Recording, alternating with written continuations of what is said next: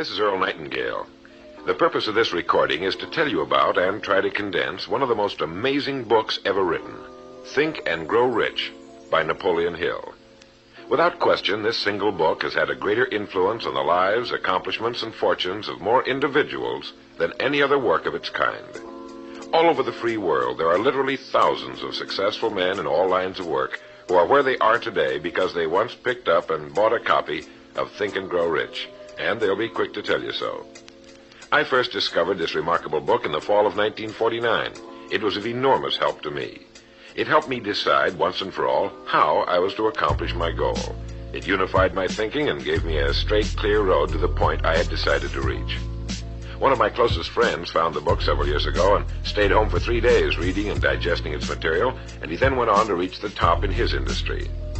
I've sat in richly paneled, carpeted executive offices and listened to world-famous business leaders, some of them old enough to be my father, tell me that everything worked out fine after they had read Think and Grow Rich. Now, what's the secret of this amazing book? Why has this book, out of all the thousands of self-help books, remained the one towering giant? I think to understand this, you have to know Napoleon Hill as I do. He certainly was not the first man to be appalled at the poverty and seemingly endless struggle and lack of direction he saw about him as a boy and as a young man, nor was he the first to write on the subject. But he possessed two unique, highly developed abilities seldom found in one man. The first was in the manner in which he approached his subject. Napoleon Hill went after the answers to achievement in the same way a scientist seeks to open to the light of reason a secret of nature. He went after the solution to accomplishment in the same way Thomas Edison discovered the solution to the electric light, relentlessly, indefatigably, implacably, until the truth, which had been there all the time, was revealed to him.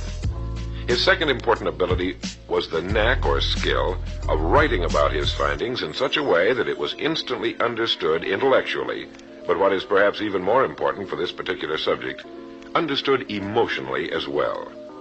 When the last page of Think and Grow Rich was read, the hand which put the book down on the table was a different hand. The man who then stood and walked out into the world was a changed man. The suffocating, entangling webs of self-imposed frustration and indirection had fallen away, and now the way was clear. The man was now the possessor of the unique, unseen talent for turning dreams into reality, thoughts into things. So-called fate or the idle effects of exterior circumstances were no longer in command. He who had been a passenger was now, suddenly, the captain. To begin, we have to understand the simple truth, the principle or philosophy which lies as the supporting structure of this work. Unless whatever it is you build is based on truth, you will end with the entire structure fallen and scattered about you like the armor of Homer's ancient warriors. It simply cannot stand. It cannot withstand the test of time. The reason Think and Grow Rich has withstood the test of time is because it rests on the broad, clean foundation upon which may also be found every accomplishment of man. The clear, unchallengeable fact that everything begins with an idea. A philosophy based on the fact that riches of every kind begin with the state of mind, that one may start with nothing but thoughts, ideas, and organized plans.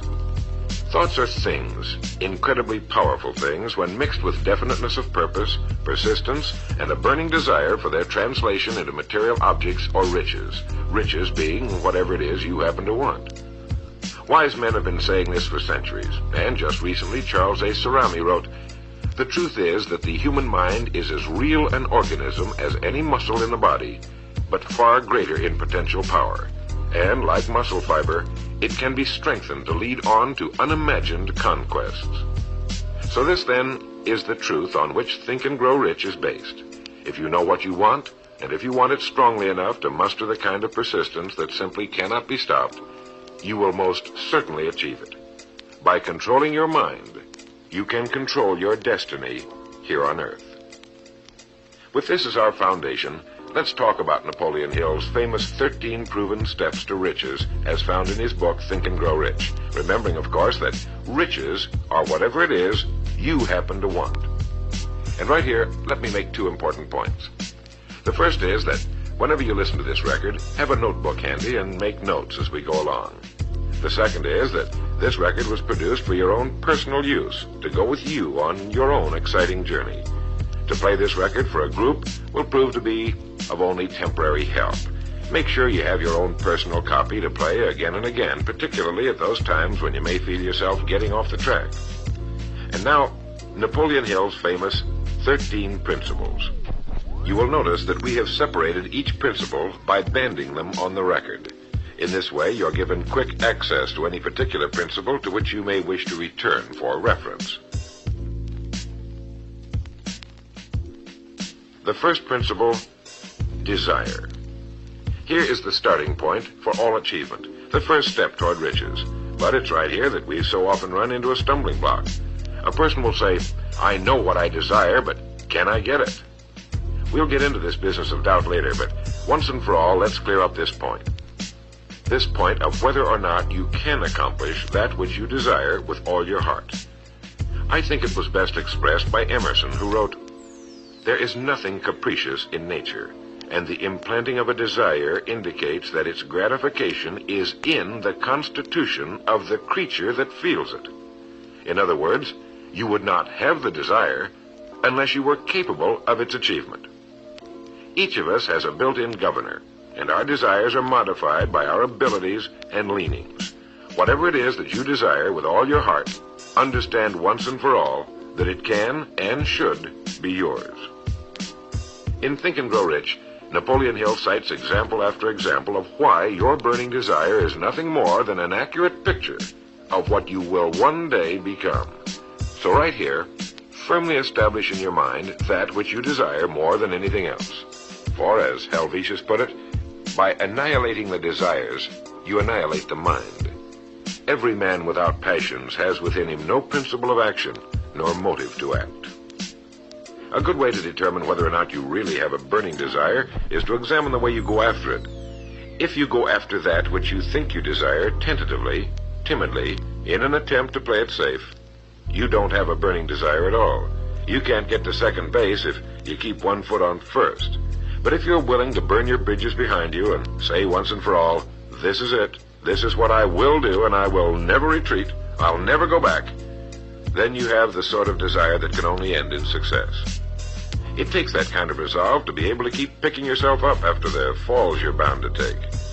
The only people who don't make mistakes are those who never try anything. The timid feeders in the lagoon who never venture into the broad deep sea beyond. While these principles will work for anything you may want, a more harmonious home life, a more successful career, for our example, let's say your desire happens to be more money, to better care for your family and provide for your future years, to get your share of the prosperity that lies ahead. Napoleon Hill gives us 6 definite, practical steps to follow. 1. Fix in your mind the exact amount of money you desire. It is not sufficient merely to say, I want plenty of money. Be definite as to the amount. There's a psychological reason for definiteness, which will be described in a subsequent principle. Number 2, determine exactly what you intend to give in return for the money you desire. There's no such reality as something for nothing. 3, establish a definite date when you intend to possess the money you desire. And 4, create a definite plan for carrying out your desire and begin at once, whether you're ready or not, to put this plan into action. 5, write out a clear, concise statement of the amount of money you intend to acquire, name the time limit for its acquisition, state what you intend to give in return for the money, and describe clearly the plan through which you intend to accumulate it. 6, read your written statement aloud twice daily, once just before retiring at night and once after arising in the morning. As you read, see and feel and believe yourself already in possession of the money, or whatever your goal happens to be. It's important that you follow these instructions to the letter. Play this part of the record over until you have it down to your satisfaction, for this is by far the most important of the 13 principles, and this chapter of the book ends with these words. Through some strange and powerful principle of mental chemistry, which she has never divulged, nature wraps up in the impulse of strong desire that something which recognizes no such word as impossible and accepts no such reality as failure. The second principle is faith. You never would have even thought of your main desire unless faith were tugging at your mind. And if you find it difficult at times to have faith in yourself, you can be certain that you can have faith in these principles. Napoleon Hill writes, "Faith is a state of mind which may be induced or created by affirmation or repeated instructions to the subconscious mind through the principle of conscious autosuggestion." Conscious autosuggestion simply means a suggestion by yourself to yourself, just as an autobiography is a biography written by the person it's about. By getting a mental image of yourself already having accomplished your main desire over and over again, you will muster the faith you need. Faith is vital to accomplishment. The Emperor Napoleon once said, "All the scholastic scaffolding falls as a ruined edifice before one single word, faith." Pascal said, "Faith affirms many things respecting which the senses are silent, but nothing which they deny. It is superior to their testimony, but never opposed to it." Goethe said, "Epochs of faith are epochs of fruitfulness, but epochs of unbelief, however glittering, are barren of all permanent good." And as Schlegel put it, "In actual life, every great enterprise begins with and takes its first forward step in faith." Have faith that you can accomplish that which you seek, for you would never have decided upon it unless it was meant for you to accomplish. In his chapter on faith, Napoleon Hill gives us a self-confidence formula. First, I know that I have the ability to achieve the object of my definite purpose in life, therefore I demand of myself persistent, continuous action toward its attainment, and I here and now promise to render such action. Second, I realize the dominant thoughts of my mind will eventually reproduce themselves in outward physical action and gradually transform themselves into physical reality. Therefore, I will concentrate my thoughts for 30 minutes daily upon the task of thinking of the person I intend to become, thereby creating in my mind a clear mental picture of that person.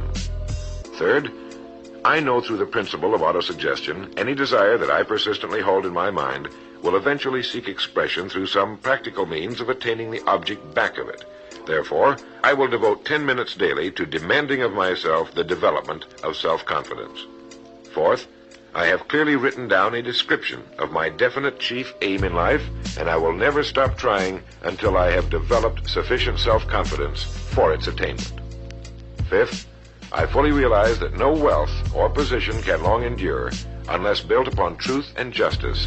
Therefore, I will engage in no transaction which does not benefit all whom it affects. I will succeed by attracting to myself the forces I wish to use and the cooperation of other people. I will induce others to serve me because of my willingness to serve others. I will eliminate hatred, envy, jealousy, selfishness, and cynicism by developing love for all humanity, because I know that a negative attitude toward others can never bring me success. I will cause others to believe in me because I will believe in them and in myself. In rereading Think and Grow Rich so that I could write this condensation for recording, I was forcibly struck all over again by this great chapter on faith, particularly the examples of how some of the world's greatest men have accomplished what appeared to be impossible through faith. The third principle is autosuggestion. Now, we've already touched on this.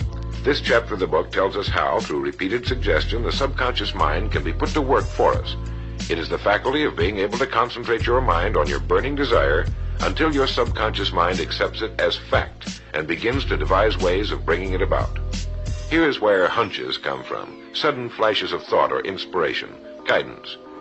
The instructions given in connection with the 6 steps in the second chapter will now be summarized and blended with the principles covered by Napoleon Hill's chapter on autosuggestion.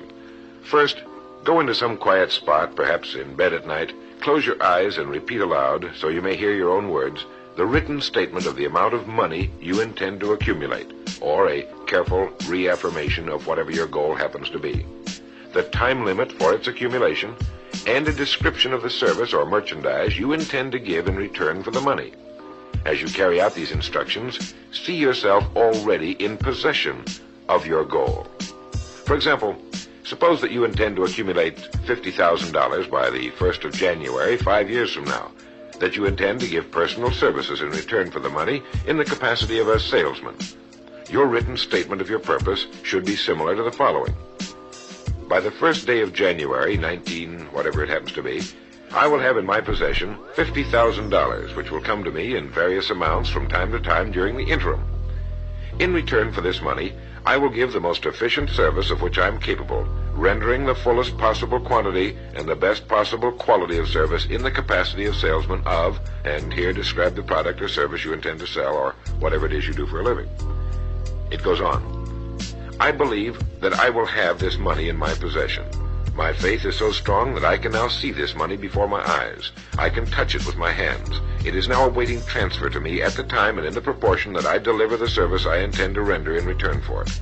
I am awaiting a plan by which to accumulate this money, and I will follow that plan when it is received. Second, repeat this program night and morning until you can see in your imagination the money you intend to accumulate. Third, place a written copy of your statement where you can see it night and morning and read it just before retiring and upon arising until it's been memorized. As you carry out these instructions, you are applying the principle of auto-suggestion. The fourth principle is specialized knowledge. It is here that I think Napoleon Hill makes a very important point. Knowledge is power only to the extent that it is organized into a definite plan of action and directed to a definite end. To quote from the book, before you can be sure of your ability to transmute desire into its monetary equivalent, you will require specialized knowledge of the service, merchandise, or profession which you intend to offer in return for fortune. Perhaps you may need much more specialized knowledge than you have the ability or the inclination to acquire. And if this should be true, you may bridge your weakness through the aid of your mastermind group. More on this later, but for now realize that you must learn all you can about your specialty. Set aside a definite time every day for learning more about what it is you do for a living. Take the courses that are offered on your subject and associate with men who know your business well. The fifth principle is imagination. The imagination is literally the workshop wherein are fashioned all plans created by man. The impulse, the desire, is given shape, form, and action through the aid of the imaginative faculty of the mind. It has been said that man can create anything he can imagine.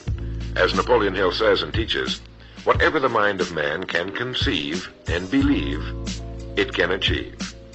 Man's only limitation within reason lies in his development and use of his imagination and subsequent motivation to action. The great leaders of business, industry, finance, and the great artists, musicians, poets, and writers became great because they developed the power of self-motivation. Incidentally, one of the best books ever put together on this subject, if not the greatest, is Success Through Positive Mental Attitude by Napoleon Hill and W. Clement Stone. I suggest you get a copy from your bookstore at your earliest convenience. If your bookstore happens to be out of the book, you may obtain a copy by writing to the address on the label of this record. As you go about your daily work, think constantly of ways in which it could be done better, more efficiently. Think of the changes that are inevitable. Can they be made now? And if you feel limited, remember the words of the late Frank Lloyd Wright. He said, "The human race built most nobly when limitations were greatest, and therefore when most was required of imagination in order to build it all. Limitations seem to have always been the best friends of architecture." As you build your future from this point onward, don't concern yourself with limitations, but remember that they may be your best friends, since they require imagination if we're to rise above them. And as Beecher said, the soul without imagination is what an observatory would be without a telescope. Now, if you'll turn this record over, we'll get to the sixth principle. The sixth principle is organized planning. You have decided on your desire, your goal. Now let's organize the plan for its accomplishment right on schedule. Let me quote again from Think and Grow Rich. You have learned that everything man creates or acquires begins in the form of desire. The desire is taken on the first lap of its journey from the abstract to the concrete in the workshop of the imagination, where plans for its transition are created and organized. Earlier, you were instructed to take 6 definite practical steps as your first move in translating the desire for whatever you want into its physical equivalent. One of these steps is the formation of a definite practical plan or plans through which this transformation may be made. 1. Ally yourself with one or more persons, a group of as many people as you may need for the creation and carrying out of your plan or plans for the accumulation of the money you've established as your goal. Making use of the mastermind principle. This is important. 2. Before forming your mastermind alliance, decide what advantages and benefits you may offer the individual members of your group in return for their cooperation. No one will work indefinitely without some form of compensation, although this may not always be in the form of money. 3. Arrange to meet with the members of your mastermind group at least twice a week, and more often if possible, until you have jointly perfected the necessary plan or plans for the accomplishment of your goal. 4. Maintain perfect harmony between yourself and every member of your mastermind group. Keep in mind these facts. First, you're engaged in an undertaking of major importance to you. To be sure of success, you must have plans which are faultless. Second, you must have the advantage of the experience, education, native ability, and imagination of other minds. This is in harmony with the methods followed by every person who has risen above the average. Work at this until you have a well-executed, formal plan for reaching your objective. In this way, you're never confused or wondering what you should do next. Every morning you know exactly what you're going to do and why. It is in this chapter of Think and Grow Rich that Napoleon Hill gives us his 11 qualities of leadership. 1. Unwavering courage. 2. Self-control. 3. A keen sense of justice. 4. Definiteness of decision. 5. Definiteness of plans. 6. The habit of doing more than paid for. 7. A pleasing personality. 8. Sympathy and understanding. 9. Mastery of detail. 10. Willingness to assume full responsibility. And 11. Cooperation. The chapter on organized planning is one of the largest and most important in the book. It goes without saying that a man without a plan to follow is like a ship without a course. No place to go, with disaster a probability. The 7th principle, decision. The mastery of procrastination. To quote, accurate analysis of over 25,000 men and women who had experienced failure disclosed the fact that lack of decision was near the head of the list of the 30 major causes of failure. This is no mere statement of a theory, it is a fact. Procrastination, the opposite of decision, is a common enemy which every man must conquer. Analysis of several hundred people who had accumulated fortunes well beyond the $1 million mark disclosed the fact that every one of them had the habit of reaching decisions promptly and of changing these decisions slowly if and when they were changed. People who fail to accumulate money, without exception, have the habit of reaching decisions, if at all, very slowly, and of changing these decisions quickly and often. A definite objective makes reaching prompt decisions that much easier. Napoleon Hill gives many examples, one of which is the case of Henry Ford. One of Henry Ford's most outstanding qualities was his habit of reaching decisions quickly and definitely and changing them slowly. This quality was so pronounced in the late Mr. Ford that it earned for him the reputation of being obstinate. It was this quality which prompted Mr. Ford to continue to manufacture his famous Model T, the world's ugliest but for the time most practical car, when all of his advisors and many of the purchasers of the car were urging him to change it. Perhaps he delayed too long in making the change, but the other side of the story is that his firmness of decision yielded a huge fortune before the change in model became necessary, and the company is certainly none the worse for it today. When you make up your mind, stay with it.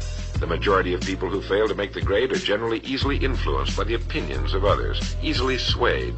They permit the newspapers and the gossiping neighbors to do their thinking for them. Opinions are the cheapest commodities on earth. Keep your own counsel when you begin to put into practice the principles we're describing here. By reaching your own decisions and following them, take no one into your confidence except the members of your mastermind group, and be very careful in your selection of this group, that you choose only those who will be in complete sympathy and harmony with your purpose. Close friends and relatives, while not meaning to do so, often handicap one through opinions and sometimes through ridicule. Thousands of men and women carry inferiority complexes with them all through life because some well-meaning but ignorant person destroyed their confidence through opinions or ridicule. If a decision is worth anything at all, it's worth sticking to until it's been completely worked. The 8th principle, persistence. Napoleon Hill defines persistence as the power of will. Willpower and desire, when properly combined, make an irresistible pair.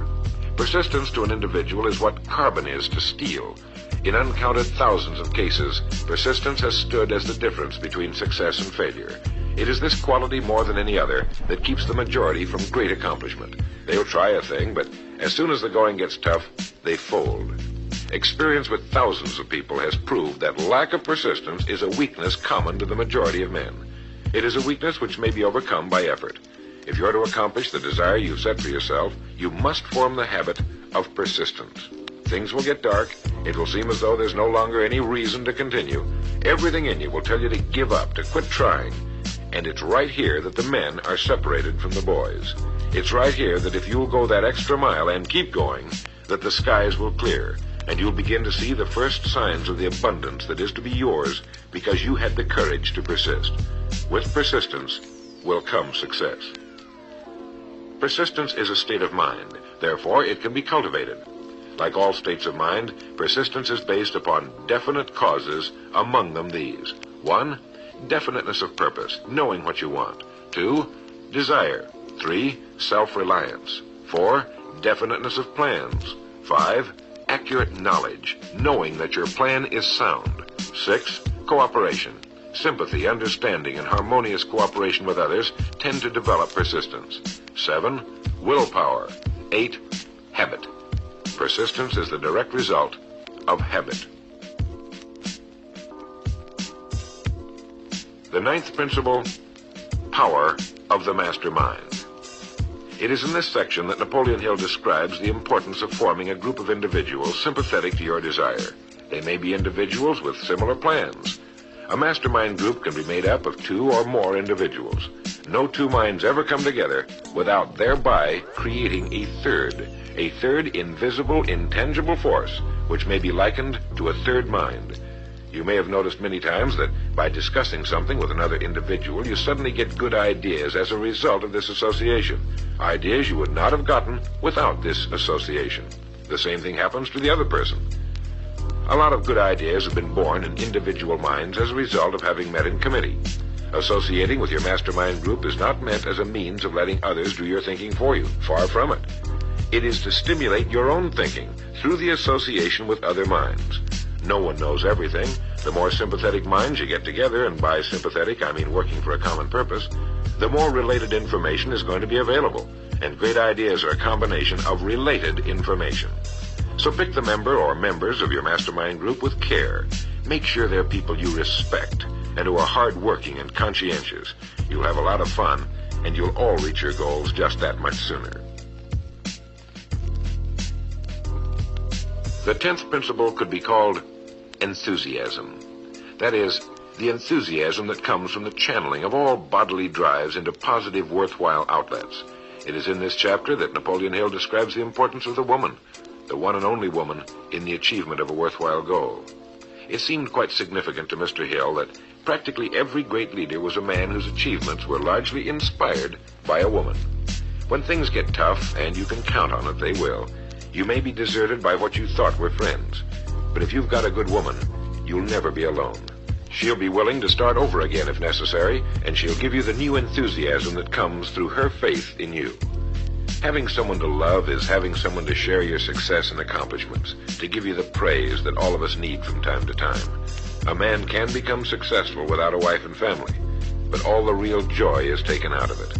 Take care of your wife and children as your greatest possessions. The 11th principle has to do with the subconscious mind. The subconscious mind consists of a field of consciousness in which every impulse of thought that reaches the objective mind through any of the 5 senses is classified and recorded, and from which thoughts may be recalled or withdrawn as letters may be taken from a filing cabinet. It receives and files sense impressions or thoughts, regardless of their nature. You may voluntarily plant in your subconscious mind any plan, thought, or purpose which you desire to translate into its physical or monetary equivalent. The subconscious acts first on the dominating desires which have been mixed with emotional feeling, such as faith. Your subconscious mind works night and day. Through a method of procedure unknown to man, the subconscious mind draws upon the forces of infinite intelligence for the power with which it voluntarily transmutes one's desires into their physical equivalent, making use always of the most practical media by which this end may be accomplished. You cannot entirely control your subconscious mind, but but you can voluntarily hand over to it any plan, desire, or purpose which you wish transformed into concrete form. No one knows very much about what we call the subconscious or unconscious mind. We do know that it is incalculably powerful and can solve our problems if we go about using it the right way. And the best way is to hold in your conscious mind as often as possible a clear picture of yourself already having accomplished your goal. You know what you want, define it clearly, and then project it on the motion picture screen of your mind. Hold it. See yourself doing the things and having the things you'll have when your objective will have been reached.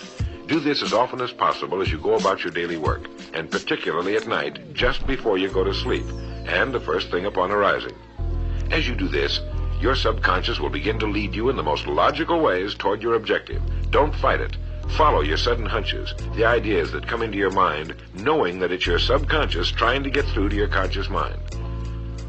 If you'll keep at this, you'll be amazed and delighted by the wonderful ideas that just seem to come from nowhere. In the next principle, we'll talk some more about this sixth sense that seems to control the lives of the great men and women. But it comes from a systematic triggering of the subconscious mind. The lives of the great men and women, which seem miraculous to the average person, are nothing more than the fulfillment of their burning desires through the power of their subconscious minds. Time means nothing to your subconscious.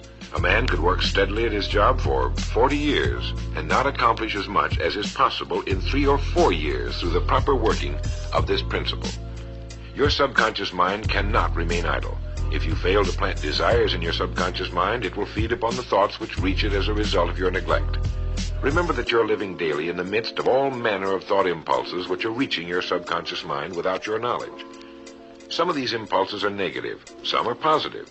You are now engaged in trying to help shut off the flow of negative impulses and to aid in voluntarily influencing your subconscious mind through positive impulses of desire. When you achieve this, you will possess the key which unlocks the door to your subconscious mind. Bulwer wrote, "The man who succeeds above his fellows is the one who, early in life, clearly discerns his object, and toward that object habitually directs his powers. Even genius itself is but fine observation strengthened by fixity of purpose. Every man who observes vigilantly and resolves steadfastly grows unconsciously into genius." The key word there is unconsciously. Know what you want. Decide once and for all that it will be yours. Remain steadfast on course, propelled by faith, and your subconscious or unconscious mind will do the rest. The 12th principle, as outlined in Think and Grow Rich by Napoleon Hill, has to do with the brain. If you had access to all the wealth in the world and took a penny, you would be doing exactly what you very probably have been doing in the use of your brain. Nothing in the world is more pitiful than the misunderstanding by the average person of the power of his brain and the minds to which it is connected, the conscious and the subconscious. You own in your brain the most marvelous, miraculous, inconceivably powerful force the world has ever known.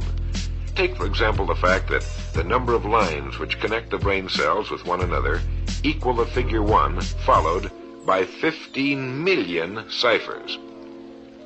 It has been determined that there are from 10 to 14 billion cells in the average human cerebral cortex. It is inconceivable that such a network of intricate machinery should be in existence for the sole purpose of carrying on the physical functions incidental to growth and maintenance of the physical body. This is the mechanism that has given us the supersonic airplane, our deep rocket probes into outer space, the sciences, the arts, all that we know and use today and will use tomorrow, have hatched from this small gray mass each of us carries around. Can you doubt, even for a moment, that it can bring you and yours everything you want here on Earth? Of course it can. If you will recognize your power as an individual and stop acting like those who have never even thought about it. Give it the job you've decided to accomplish and watch it handle it. The 13th and final principle is called the sixth sense. The sixth sense can be described as the sense through which infinite intelligence may and will communicate voluntarily without any effort from or demands by the individual. This principle is the apex of the philosophy. It can be assimilated, understood, and applied only by first mastering the other 12 principles. The sixth sense is that portion of the subconscious mind which has been referred to as the creative imagination. It has also been referred to as the receiving set, through which ideas, plans, and thoughts flash into the mind. The flashes are sometimes called hunches or inspirations. The sixth sense defies description. It cannot be described to a person who has not mastered the other principles of this philosophy, because such a person has no knowledge and no experience with which the sixth sense may be compared. The sixth sense is not something that one can take off and put on at will. Ability to use this great power comes slowly through application of the other principles we've outlined. Many individuals come into a workable knowledge of the sixth sense even before the age of 40, but more often the knowledge is not available until one is well past 50, and this for the reason that the spiritual forces with which the sixth sense is so closely related do not mature and become usable generally except through years of meditation, self-examination, and serious thought. But begin to develop it now by applying the principles we've talked about here. Remember this: man can create nothing which he does not first conceive in the form of an impulse of thought. Man's thought impulses begin immediately to translate themselves into their physical equivalent, whether those thoughts are voluntary or involuntary. Keep fear out of your mind by concentrating on the mental picture of your goal, your greatest desire. Now, I want to mention that Think and Grow Rich as a book carries more endorsements by great men who knew of its truth than any other book of its kind ever written. I'll touch on only a few. All of these great men actually endorsed Napoleon Hill's principles. Former President of the United States William Howard Taft, F.W. Woolworth, wrote that he had built his great chain of stores by applying many of these principles. Robert Dollar, who built the great Dollar steamship line, wrote, "If I had had this philosophy 50 years ago, I suppose I could have accomplished all that I've done in less than half the time. I sincerely hope the world will discover and reward you." Samuel Gompers wrote that the mastery of these principles is the equivalent of an insurance policy against failure. President Woodrow Wilson, John Wanamaker, the merchant prince, wrote, "I know that your fundamentals are sound because I've been applying them in my business for more than 30 years. George Eastman, the world's largest maker of cameras, Thomas Edison, Luther Burbank, Theodore Roosevelt, E.M. Statler, John D. Rockefeller. I think you know that the endorsements of these great men could not have been bought with all the money in the world. What we have been talking about here can change your life, can bring you anything and everything worthwhile you want in life for yourself and your family. Cut yourself away from the average, from the mediocre, and chart your course on the dream in your heart. These 13 principles will never let you down, as long as you use them. And now, it is with great pleasure that I give you the author himself, Napoleon Hill. Thank you, Earl Nightingale. The message which you who are listening have just heard has brought you within 3 short steps of the supreme secret of success. The same secret which has brought happiness, peace of mind, and financial success to countless thousands of people who have read Think and Grow Rich. The same secret which has made master salesmen out of ordinary order takers. And the same secret which has brought friendship, love, and marriage to men and women who have come under the spell of the 13 principles which Earl Nightingale has just described. You desire the better things of life, or you wouldn't be listening to this record. Come with me then, and I will help you chart your course, so you may acquire whatever it is that you desire most in life by following these instructions.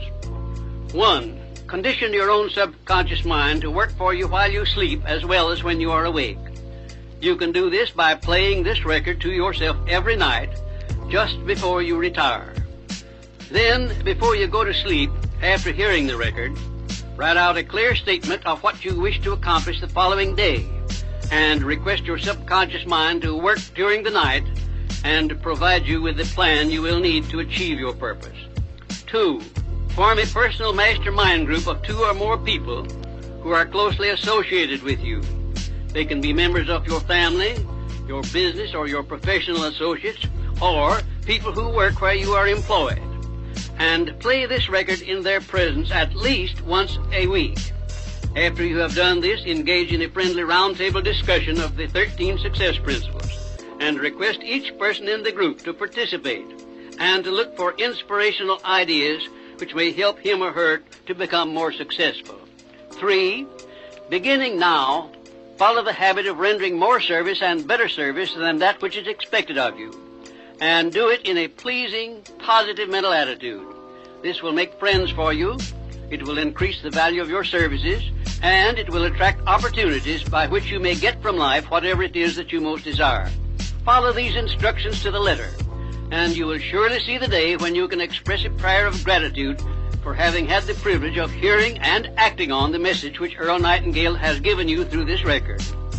And now, may I reach out across the space and the time which separate us and offer you a hand of friendship and a sincere prayer that you will be blessed with a richer and a fuller life because of this message. Your big opportunity may be right where you are now.